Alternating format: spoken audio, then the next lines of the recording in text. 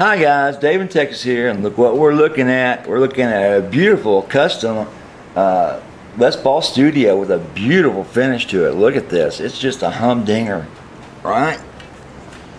Look at that back. One piece mahogany, one piece maple neck. You can't beat this for beauty. And look at that binding on this. That just really kicks it, right? Look at that. That's fantastic. Now, what I got to do with this, I got to adjust this and tune it up for this guy. He's never done one himself before, so I'm going to intonate it, tune it up, and jazz it up some. The pickups are out of position, and I'm willing to bet the springs are too tight, so I may put some new springs on this. The fingerboard is dry as a bone, so I'll oil that for him and put on some tins like he wants. Okay? So hang in there, guys. I want to get these strings off here. And go from there. And plus, get this, I got company today. Say hello, introduce yourself. Roger Dodge. And you play what and where? I'm here for kind of support my sister through divorce right now. I'm playing with some of my old friends. I was raised in Dallas Fort Worth, but for the last 12 years I lived in Fingerboard, Tennessee in the Smoky Mountains. Cool. Beautiful place. I've been all through there. Alright, so I get some company today to watch what I do, which is kind of cool. It's like I'll never get company. The guys just take off. I don't want to see you do that. That's boring. Okay. I want to learn something. I'm going to move the camera around. Okay, I got a good look at that. And what I'm going to do is just take these strings off the easy way.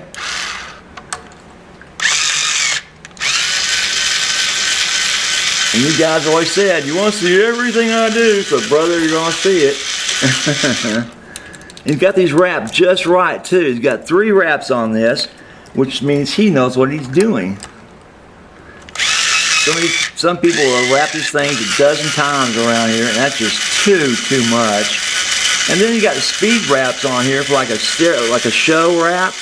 It's only 1.5 times around and barely catches that loop.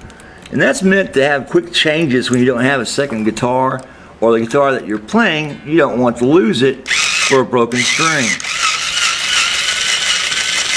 And of course my little winder's going crazy today, acting up as usual. Oh yeah guys, I found my chuck to my good one. Hand me the other one over there. Take a look at this guys. I actually found the chuck to it. Yay! See how nicer that is than this cheap ass one here I got? But it is awful lightweight, okay? Put that back for me. Anyway, we're going to get these off of here. And what I normally do, and everybody who watches my videos knows, I'm going to cut these strings and rewind them into a circle so that no one gets jabbed. So I go about half, well shoot, sorry guys. I go about halfway down into the strings and I start cutting, okay? And then I just take a little loop and loop them around a couple of times or once. Pull them tight. Now, when the guys come over and have one too many beers when they're jamming with us, they won't step on one of these, okay? And plus, when you do that, you don't stand a chance of that snake in it on the finish, right? You just pull it straight out, and that way that little curly cue that was wrapped around the post doesn't slap that finish, put a nice little dent or scar in it, which I've seen done. You know, sit there and watch the guy do it. It's like, oh shit, look what I just did. You know, like with $4,000 Les Paul. You know, that's not a good thing. Trust me. Okay, so what we got to do now is switch this around. Okie dokie. Now I've used other mats before, and you've seen them, and I can't ever do this. I can't ever have these on an angle. This guitar would slide right off on my old mats, and that's not a good thing. Where am I going here? Well, it doesn't matter because I broke it. This is what happens when you try to show everything on the camera. Now, let's see if I can see what I'm doing on this one. I'm going the wrong way. So, here we go. Did the same thing. Good job this last week. I never can get for a reverse straight. I'm going after this as fast as. Okay, that one's off.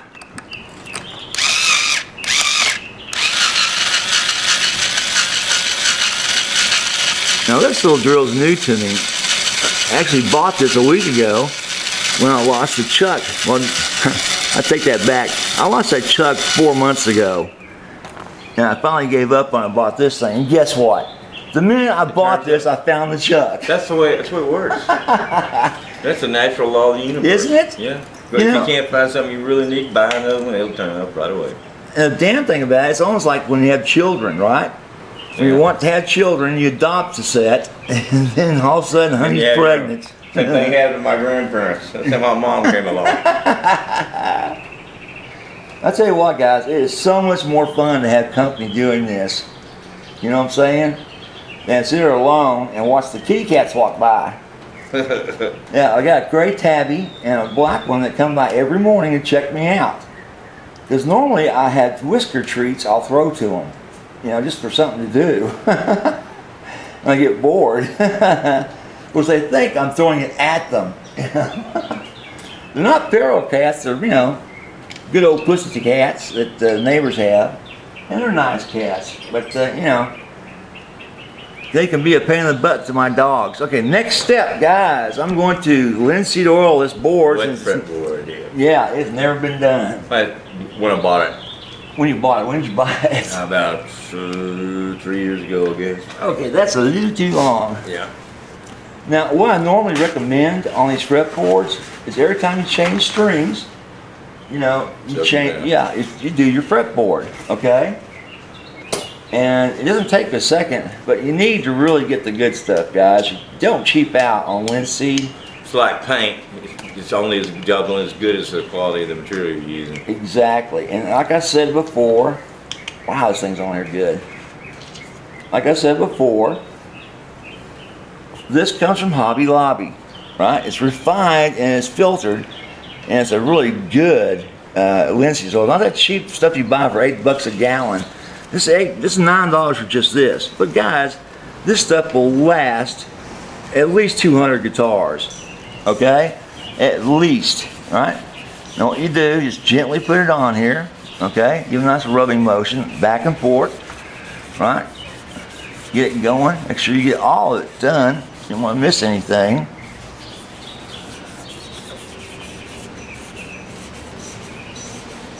Alright.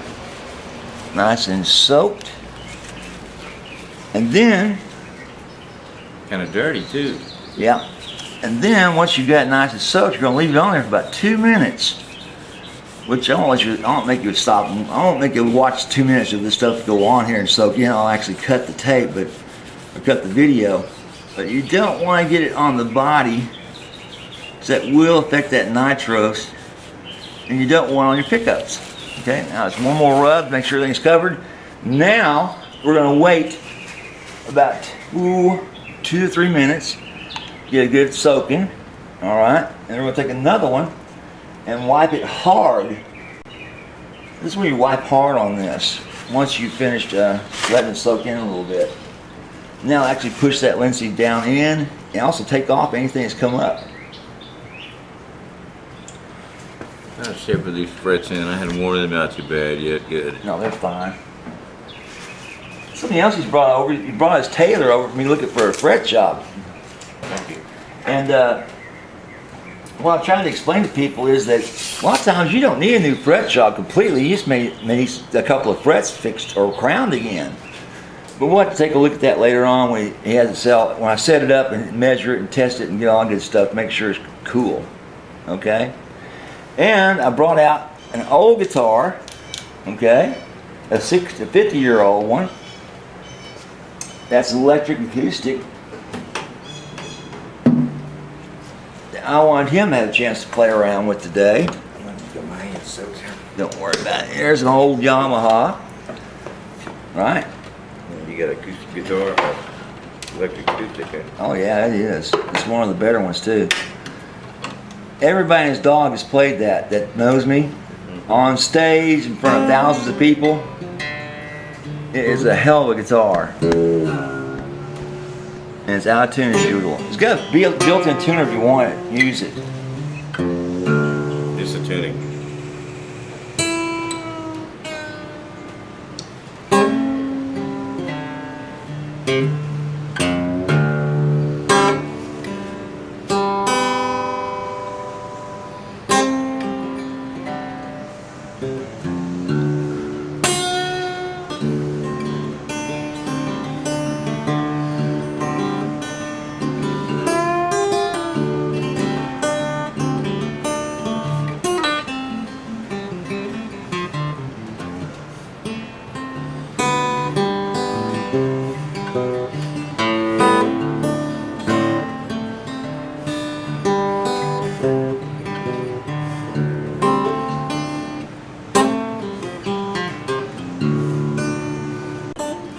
Cool. What do you think about that old baby?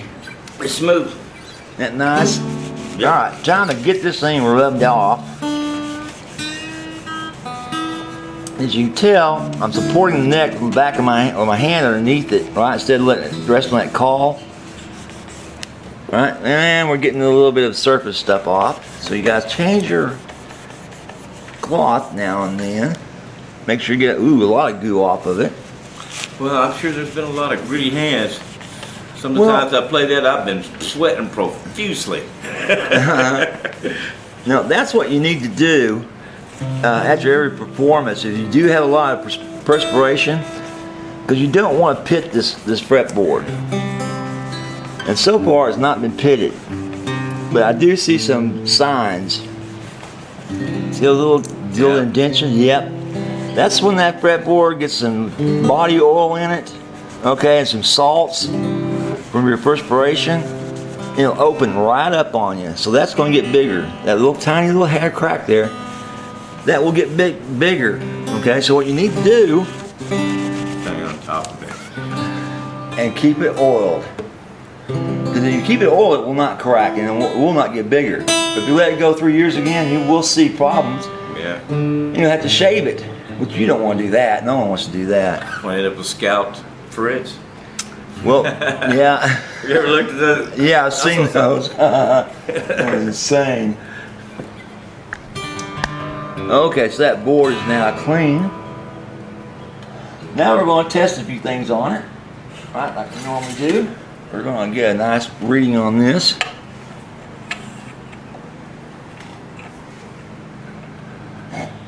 That thing is flat as a flitter.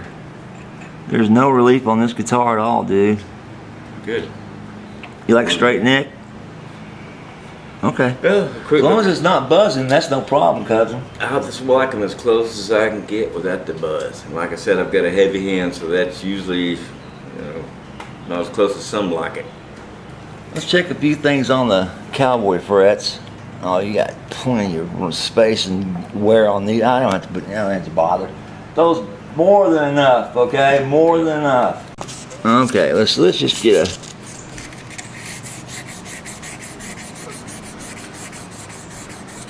Yeah. Yeah, look at there, guys. Yep. Yep, that needs to be done. Okay. Well, I'll do it, go ahead and polish these frets up. Okay. And I'll do a few on the camera, and they'll cut away. But when you're doing this, guys, make sure your paper is not over any on past your guard. Because next thing you know, yeah. Next thing you know, you're cutting into the fretboard.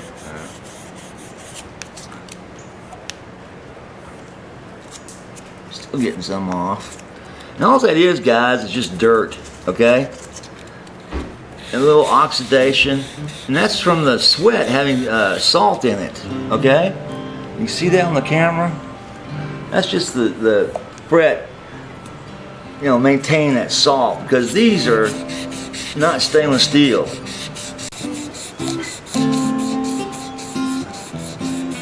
And once you've done this, guys, you'll actually feel, when you're playing it, they feel smoother for some reason. It's like, wow, it's like silky. You don't have that grittiness to them that is caused by salt and that corrosion that's on there. And believe me, it's microscopic. I mean, you took a magnifying glass or a microscope, you could see this stuff, and it's pretty gross. I actually went to the trouble of doing that. But it's one of the reasons why when these guitars come in after the guys have borrowed them, rented them, I definitely take disinfectant to these strings and to these necks. You never know where those hands have been. Well, that does it. Look at there, guys. That's what's coming off this. That's just mainly corrosive salt dirt, okay? And a little bit of linseed oil that come off when I wipe it down. But when you look at it, you want that off your guitar's frets, okay? Okay, guys, I'm looking at this. I didn't even pay attention to it at first. But if you look at this, that nut that came originally from Gibson has just barely any cut in it at all.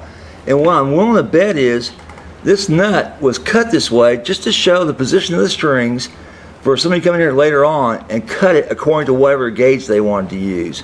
So this is like a pre-cut nut that's supposed to be customized when you say, I want 10s on this, I want 9s, I want 12s, whatever. Because that, I don't see how he's been playing this, but he says he plays fine. So I guess it's holding these strings in position. But anyway, that's something he needs to check into later on and start looking at something like this, like a bone nut, by Gibson, and get a lot more sustain and a lot more tone out of it, okay? And here we is. I think you can see that, guys. All right, we're gonna go to the A string next. Get it on. Like I said before, guys, I take it 1.5 times out from the tuner, okay? So it's up to the next tuner and a half a way up, right? That way I get a similar wrap on each peg. Okay, so now I bring it back down and I wrap it around, right? Get a nice wrap. Then take my little colorful tool here. That is colorful, guys, don't you think? No, you can't even see it. Great. Anyway, very, very colorful. Nice lime green. And no offense, but I've seen guitars this color that were pretty cool. That lime green color. That's not what. Off the wall. It's not something I would buy, but I've seen them and they're pretty nice looking. A lot of people like that wild ass color. Lime green. Okay, next string we're gonna go with the D string, and then we go to the infamous G string. Oh boy. The one that everybody hates the guts out of because it's so damn hard to keep it on tune on a Les Paul. And I'll tell you why. It's because no one oils their nut.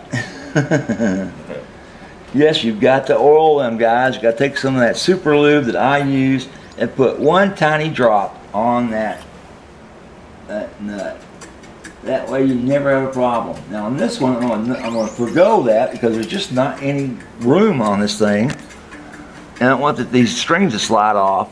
I'm really concerned they may do that. But he says they don't, so let's just go with that. Okay, thank you.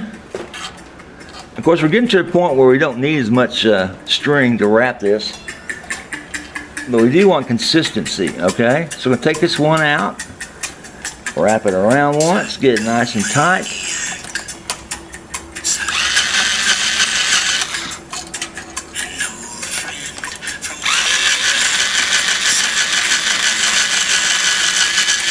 Keep it down below the other one, right, the loop. And there we are. Loosen her up. Wrapped on the bridge. Okay. Alright, now we're going to go to the infamous G string. Have some fun with it. Okay guys, we're back after hooking up the juice again. And we got the infamous G string on. And you got it up tight. Okay. So we got that done. Next, the next set of the whiskers. Alrighty. And I ask everybody, how do you want your strings clipped? You want them a little bit longer so you see them and don't poke yourself, or you want them as close into the post as you I have want? a long history with that. Poking The yourself? short ones, Poke I you. bleed to death. The long ones vibrating around, you can actually hear it when you're cranked up. So I try to put enough slack on there to where if I happen to get the end on my finger, it's got to give. Okay. Or I'll take them and I'll curl them around a little bit, you know, Gotcha. and crimp the very end to keep from gouging themselves. One day I popped a string, that thing hit just right and sunk right into the top of my nail and went like a spear. I pulled it and went, blood goes, God dang, man. Man, Occupational hazard. I tell you, I've had these things bust on me and flip around. Yeah. Now, I haven't had one playing to break on me, hit me in the face, but working on one, I had it too tight and it wasn't all the way into the side of the leg here, Yeah. and it slipped, right? It's sticking out like this, Yeah. okay? And snapped and whack! Got it right underneath my eye. Ow. And this little tiny line cut, like a razor cut. Yeah. Like, damn, that Exactly stung. what it was. Oh, exactly. And it's like a razor cut, and it stung. I thought, Yes. damn, that hurts. But I'm a little more careful now, and I don't try to do things so I'm just overly tired anymore. Especially working on electronics, like that box over there. Okay, you do electronic work? Oh yeah. I've got a Roland VS2000, Yeah. and it's my channel 5 button, switch button. Let me put this there. Yeah. Come on. Oh, you gotta keep going, huh? Fix that. What's going on with your rolling? But the channel 5's got it's a toggle switch on it. It goes between the channel mixer and then a bunch of other things like location button and just some other functions like routers. Okay. And all that. Well, the toggle's broken, so all my Oh, it's recordings, broken. yeah, it won't toggle. It won't work at all, so I can't access any of the channel mixer or anything. Well, bring it in. I'll fix that. Okay. Yeah. See this amp back here? Yeah. That's the latest amp I'm working on. It's a 50-year-old amp. It's all tube. Nothing wrong with tube amps now. I'm an old timer now. I like them too, but boy, I tell you what, working on them is a pain in the butt. Yeah. Yeah, because trying to find your parts. Tubes aren't all that available anymore, are they? Oh yeah, Are they? they got those. There's no problem there anymore because of all the amps that are Okay, around. well then I've got a Sears Silvertone 300-watt amplifier sitting in my closet, and Well, bring it over. That thing is like, I mean, we got the thing, me and my friend next door when we first started playing when we were kids. That's about 1964 or something like that. That sucker, when it's cranked, boy, it will break the windows. Was it working? No, it's not. Well, bring it over. I'll fix it. I'll try to bring it back. I gotta make a trip home. I'm gonna go get that wallwood I mixed off my fisherman and take care of, tell AT&T to take a hike because they're charging me a mint to keep my phone on. Pay my property tax and get my license tag and all that. So I put it on my list. I'll bring it to you. All right. It's just collecting dust. It's definitely a, what do you want to call it, vintage piece of equipment. Well, you know, if you don't, things that you don't like or don't want anymore, I can always put them up for sale. And my guys, they're all professional musicians. They all dig that kind of stuff. Yeah. I've got a ready audience to buy that kind of thing from you. If it's working, they don't buy the broken If shit. it's working, I'd probably use it. Okay, well, it's up to you, but I can get them working. That's not a problem. Okay, The thing fine. is, Somebody that knows what they're doing and they got reasonable prices, I'll sure as heck fork up for it. Of course, Well, I have to do some budget, but I will. You I know. don't know how reasonable I am. You know, as long as you let me do the video. Sure. And some of my guys, I don't know why. Well, I do know why, and I'll say it on tape too. A lot of the guys that come here that play in the weekend band and shit, they'll get together. Yeah. The block parties that we play here on the block, okay? They're embarrassed they can't do their own, right? They can't do their own mods. Now they'll sit here and watch me do this just like you're doing, and they'll learn how to do their tune-ups, right? Yeah. And setups. I have no problem with that, okay? Because all it is repetition, right? But here's the deal, okay? they will not open up the body of one of their guitars to save them. It's like, nope, I'm not touching that thing. I'm afraid I'll electrocute myself. It's like, dude, there's not that kind of power. There's not that kind of power to a guitar. What you're thinking about. But electrocute yourself, yeah, you have to have a secondary source like an ungrounded microphone and your amp, right, to get that all going, to get you electrocuted. But that's not going to happen. Step up in front, bare feet on cement floor, and put your mouth on a microphone that has not been grounded with your guitar, and see if that doesn't wake you up. Well, actually, that'll knock your ass out and almost kill you if you're not careful. I've had it a couple of times. I was feeling kind of drugged down one day. I've seen it done. I've seen it happen. And it's that. It was very tough. It didn't kill me, but it woke me up. Next thing I knew, I was hard rocking. I'll tell you what, that's a learning experience, isn't it? Yeah. It's like, you never forget that again. It's like, I won't miss that again. Can't stand me. Microphone smells like a beer anyway. I'm in the market to find me a good mic. Oh, I've got some great ones, but they're not for gigs. I've got stereo mics, you know, called Blue Yetis. Yeah. And they switch between 5 different mics. All 5 types of mics, you can turn them on. Condenser, ribbon. What, hardware that does that? It's not just, with inside not just the an mic. algorithm that... Inside the mic, you switch it and you can have whatever kind of one you want. Wow. Yeah, the main thing is don't want to scar the screws up because they have to last a long time. So you want one that fits. See if that works. Yeah, that's perfect. Okay, guys, what I'm doing right this moment, I'm opening up this 2010 Deluxe, right? No, it's custom. Custom, right? You should reveal the coil tabs here very shortly. And we're gonna have him play it with the coil tabs. And show those off once we get it set a little more close to tuning. Right now we're getting a chance for those strings to stretch, do their thing. And about a few more minutes we're going to stretch them and tune it again and then intonate it. So it plays right for a while. Like I said, I wanted to bring it back in a couple of days once it had a chance to do its thing. Unless he wants to try to do it himself, which I'll show him how it's done. Pretty simple job to do. Oh shit, sorry guys. Pretty simple job to do. Alright, watch it. Here comes the board. David, come on, fingers. I just cut my nails too. There you go.